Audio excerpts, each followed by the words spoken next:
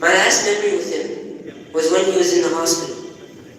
He was lying in the hospital bed, and he couldn't move, and he couldn't speak, nor could he talk, but he could hear. So I held his hand, and my father told me to recite a few verses from the Quran. So I recited Surah Sahab. My dad had one dream. He had one last dream in his life. That dream was to see me finish the Quran and finish my hifz, and to see me become a strong hafiz. Inshallah. My dad used to tell me that once I become a hafiz, he would throw a big party here in Deoband.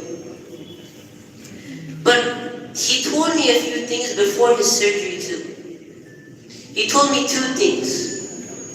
The first thing he told me was to focus on my studies. And the second thing he told me was to become a strong hafiz. He made me promise him that I would never give up on hifz, and that I would always focus on my Quran. At that time, I was young, and I never realized that I should finish hifz quickly, because I didn't have that much time left with my grandfather. And I thought that I had plenty of time to finish my hifz, and that my dada would see me become a hafiz. But instead, Allah subhanahu wa ta'ala had a different plan.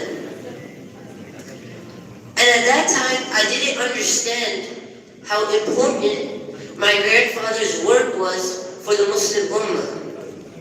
My grandfather's work was noble and respectable. His work was for the sake of Allah subhanahu wa ta'ala, and for only the sake of Allah subhanahu wa ta'ala.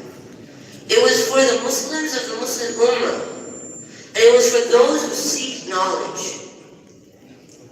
Now I understand that, and I regret it gratefully.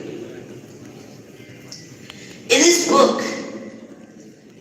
my dada wrote the seerat of the Prophet Muhammad sallallahu alaihi wasallam.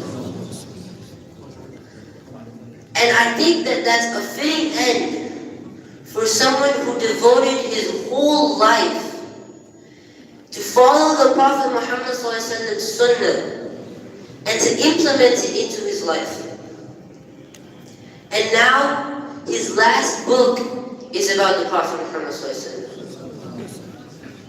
This book that my dada wrote, this is his last tribute to the Prophet Muhammad sallallahu alaihi wasallam and to every Muslim in the Muslim Ummah. But his legacy doesn't end here.